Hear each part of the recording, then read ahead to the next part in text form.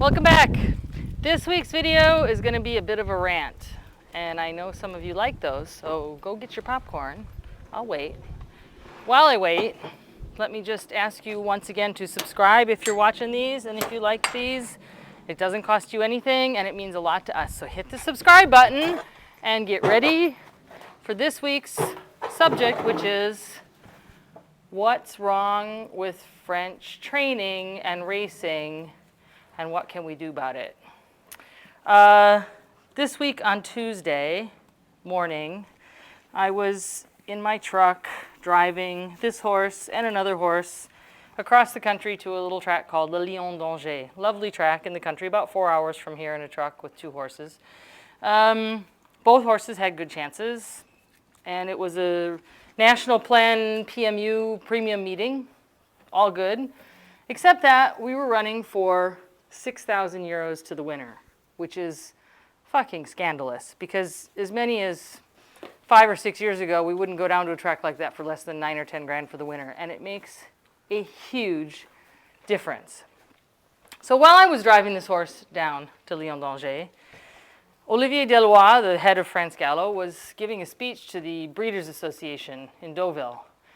And in that speech, he acknowledged that we have fewer horses in training in France than ever before. Owners are dropping off.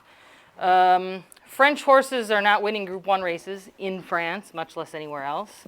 French horses bred in France and sold and trained elsewhere are doing just fine. So much hand-wringing ensues. What is the problem? Have French trainers forgotten to train? What's wrong? But at the same time that Delois was giving a speech acknowledging this problem, but lightly acknowledging the problem, because he said, but no, life is good because we've got these 80% premiums for 2- and 3-year-old horses now, and they're doing what they're supposed to do. They're bringing in more owners, more people are coming to racing, and everything's going to be good. Don't worry about that, nothing to see here. And look, didn't we just have this incredible yearling sale last weekend? Records were broken, breeders are selling, La Vie est belle, everybody's happy. Everybody's happy except if you're actually working in this business and trying to make a go of it. I'm not trying to make any money, but just trying to survive. And I'm not whining for myself, I'm whining for everybody, because most trainers I know are in exactly the same boat. So we're on the same boat. So I took these two horses to Lion d'Angers meanwhile, and they both ran really well. She was third, the other one was fifth. Okay, a little bit disappointed with that, but they were both in the money. So happy days, right? We come home both in the money, and I'm thinking, okay, she's 3. I own part of her, but that's another story. And she picked up 1,800 euros for her 3rd place finish. Okay, it's better than a poke in the eye with a sharp stick. But, and she was supposed to get an 80% premium on top of that, because that's what we've been crowing about, right? In the program it says 80% premium.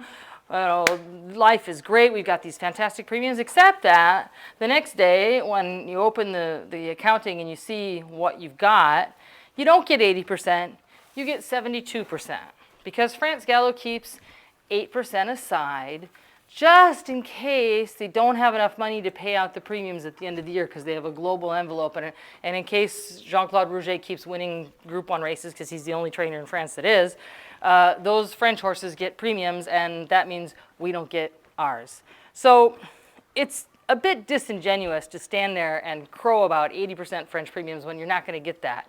And at the end of the year, guess what? You're still not going to get it. They didn't pay it last year.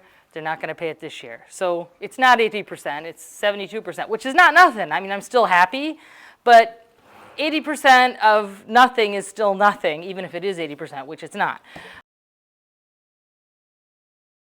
So what's happening is we don't have owners. I have small owners that have been with me from the beginning. They've been fantastic. We have small owners who still love the game and who are still willing to play the game. But as little as 5 or 6 years ago, your little horse, like this little horse, could win a race and take a couple of places and pay their expenses for the year, pay their training bills. This horse was 3rd last time out, 4th the time out before that, so she's starting to finally come good. It's a miracle. But it's going to be impossible for this horse to pay her training bills this year. She won't win 2 or 3 races. It's impossible. You have to win 2 or 3 races to pay your bills, and most horses don't do that. trainers, all trainers, have had to learn to count. How much does it cost? And I can tell you, it costs a fuck of a lot of money to keep a horse in training. And owners are, you know, chafing at the bit when they're not going to be able to get their money back, and they have to go to Lyon d'Angers and spend 500 euros in transport to run a horse for 6,000 euros if you win. So we have fewer horses in training. We have far fewer horses at the lower levels. The rich will always be with us. So all this does connect back to, oh my God, why are the French trainers not winning the Group 1 races? It's a crisis. It's not a crisis. You could see this coming kind of a long way off. It's like most crises, this didn't happen overnight, and it didn't happen with one step. It was a long process of bad decisions that people thought were good decisions at the time. And we're seeing the long end of those decisions. In 2005, they shortened the Jockey Club, it's our French Derby. They cut it from 2,400 meters, or a mile and a half, down to 2,100 meters, 300 meters shorter, which doesn't seem like much maybe if you don't follow racing closely, but it's actually huge.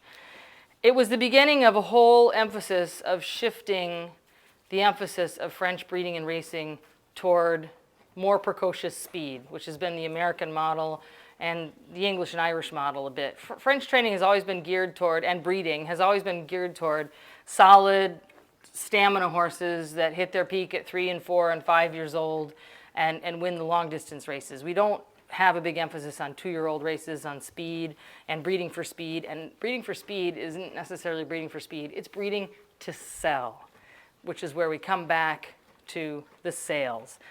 4 years after the French Derby distance was cut back, France Galop hired as its director a young upstart from Arcana, the sales company.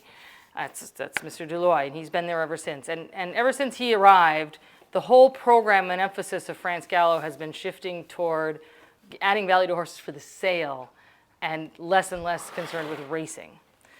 The result over time is that we have fewer older horses in training. We don't have a program for the older horses in training. We have, the idea has been that, well, if we put all the emphasis on the young horses, people will go to the sales, they'll buy themselves a yearling, happy days, and they'll just keep replacing these horses as they get 2 and 3 years old and they break or they're not, you know, something goes wrong. And the old horses, well, we don't care about the old horses anymore, which is a huge mistake, especially now when we are being watched constantly by animal welfare people who want to see nothing more than horses frolicking in a field, never having to do anything in their lives, which is, that's just wrong, but that's another, but we're going down a road that leads to no good. We've got short fields, we've got American-sized fields. There's a meeting today in a little town called Montignac, country track, 6 races, a total of 29 runners. Not one race with more than 5 horses in it. That is a crisis. It's a problem. And unless we start to look at what we're going to do about that problem, it's going to get worse before it gets better. We'll go down the line and just have the factory trainers and the big owners, and that's what horse racing will be, which doesn't seem to bother anybody in charge, but it bothers those of us who love horse racing quite a lot. Let's again go back. Why are the French trainers not winning Group 1 races? They have good horses too, some, yes. But the big, rich owners aren't in France. We have 2 left. We have the Aga Khan, who's kind of in his declining days, not sure what's going to happen there when he's no longer with us. And even the Aga Khan has been tightening his budget a bit. My neighbor works for him. He said, you know, we've been, you know, he had to actually figure out what hay and straw actually costs. They're actually looking at that now. They didn't look at that before. And the other big owner is the Wertheimer family. But they don't rival Godolphin and Coolmore, who are winning all the Group 1 races. With some nice exceptions, a horse came from nowhere and won a Group 1 from England, but for smaller connections the other day, which was really nice to see. Another thing I didn't touch on earlier is one of the problems with maybe the big trainers not being able to turn out group winners anymore is that because of the costs of labor and the costs of doing business in France, yearlings don't come to the trainers anymore when they come from the sales. They go to pre-training yards. It used to be that Andre Fabre and all the classic trainers In October, November, the yearlings would come in and they'd be backed at the yard, they'd be started, and they'd never leave the control of the trainer. And so by spring, he knew what he had. Now, those yearlings don't show up in the big yards at the full training yards until springtime, when they've been through pre-training yards, they've been backed elsewhere. And some of those people do a very good job, but I'm sure that is having an impact on how quickly 2-year-olds are coming to the track. Maybe they could be getting there a little more quicker if they started off in the training yard they were going to be at. These pre-trainers do good work. Not all of them, and that's the thing. There's no standards either. Anybody can hang up a shingle and call themselves a pre-trainer, including former trainers who have been sent off because of drug abuse and misuse with horses. So everybody's out there trying to do the job and scraping for a living, so you need to be really careful where these yearlings are going and coming from. But at the moment, anybody can be a pre-trainer. So the good ones do a good job, the other ones are there, everybody has to be careful, but it's not like it used to be in the old days when all the yearlings just showed up at the yard to get the job done there. So we've got to get the prize money back up. Step one is there's got to be a better program for all categories of horses, and the prize money has to go back up. They've been saying, oh, but it's back up to the level we had in 2019. It's 2022 now. It's not at the level you've seen in 2019 if you allow for any kind of inflation. And it's not anywhere near what we had in 2016, 17, 18, when you could have a stable of small horses and actually put the two ends together without drowning in between. So the next day when I look in the account and I see, the shorted preem, and it just put me in such a horrible mood. I mean, and I should have been happy. We went to the races. Our horses ran well. That's a nice thing. But instead of being really, in a good mood about that, all I could think of was how my head was exploding because no one sees the problem here, it seems. So prize money has to go up.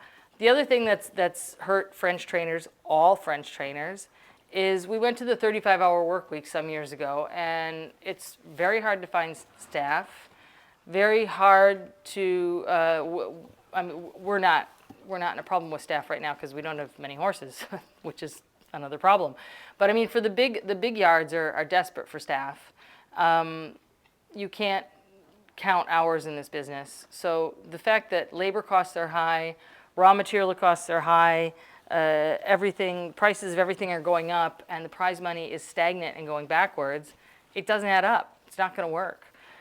And without those fortunes, I mean, if you took away Godolphin and Coolmore, who would be winning the group races? Well, they'd all probably have a chance. But with those kind of powerhouses with the money behind them, that's the problem right there. I mean, the prize money, they can say they're running as a business and prize money is important, but we all know that's kind of bullshitish. I mean, Godolphin, if a horse sneezes, 10 vets show up. If they've got everything we need. My horse needs a spot. Okay, here it comes on the truck. These kinds of things, you can't compete with that. Even the big guys up the hill can't compete with that.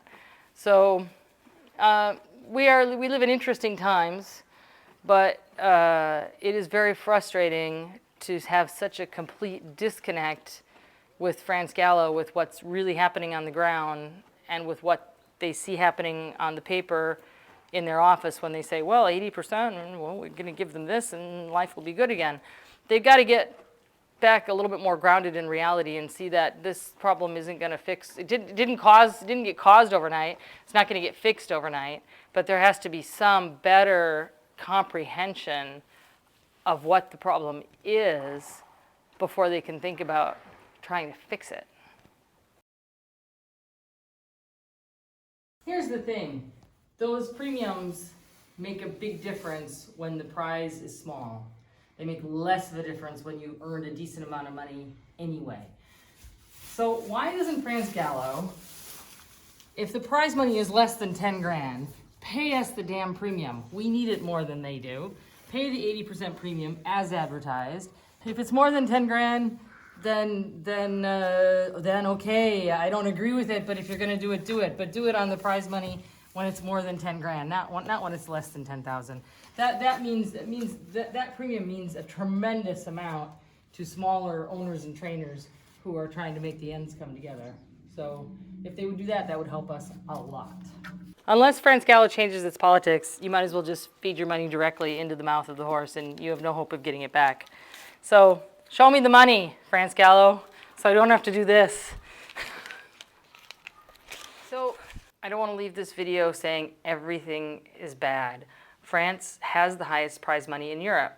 That's true, except that we need to stop comparing to neighbors like Italy, where racing is all but dead, Germany, where racing is dying, and England, where there's no prize money either. Our prize money is still higher, but not by much anymore. I tell you, that race this week, $6 grand to the winner. That's euros, not pounds. We're not outpacing England by much, and I mean it's like if you live in an apartment that is full of leaks and holes and the rent is too high, but look, you're doing better than the homeless guy in the street. Yes, that's true, but maybe we don't want to make those kinds of comparisons. We need to be careful to really keep what we have. It used to be a lot easier for a small owner to cover their costs, and now it's becoming increasingly difficult. And we really need these small owners to have a chance to cover their costs, to keep horses in training, and to keep smaller trainers like me in business. I think small trainers are important. We're part of the ecosystem that the system needs. It can't survive just on factory trainers alone. So let's be proactive and maybe do something about that. So see you next week. Don't forget to subscribe, like, and thank you for watching.